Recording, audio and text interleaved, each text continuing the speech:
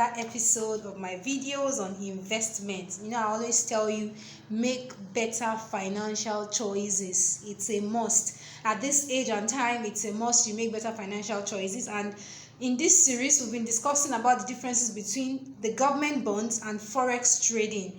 Now, most people will be like, because it's government, it's safe. Every investment has their own risk, right? So what are the risks of government bonds? What do you stand to risk if you decide to go into government bonds? Okay, so you might hear investors say that a government bond is risk-free investment since a government can always print more money. Personally, I tell people that, government can tell CBN, their central bank, whatever country, to print more money, but it's not so. Actually, it's not so. It's just a theory. In theory, we feel, okay, government can tell their central bank to print more money, but it's not so.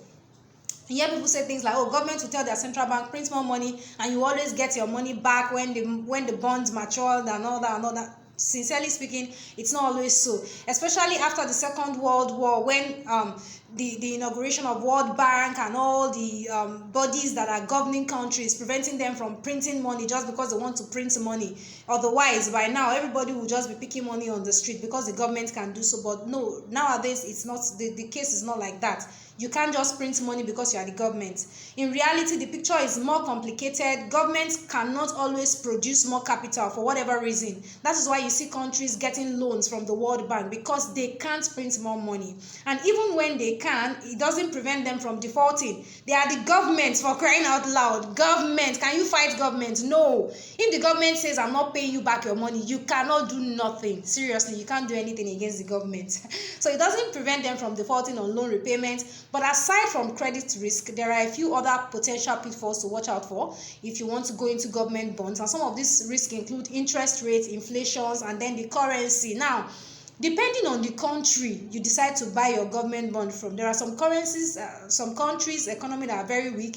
If you decide to buy a bond in such country or such economy, you might find yourself to blame, because at the end of the day, maybe the government will not have what it takes to meet your need at that point in time. So what is interest rate risk? Is the potential that rising interest rates will cause the value of your bond to fall.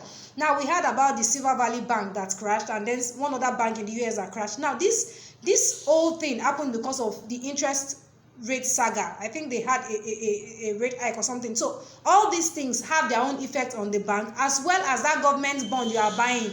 It has its own effect too on it. And then the currency risk applies to if you buy a government bond that pays out in currency that differs from your own country, from your own country's currency. Now, let me cite this example.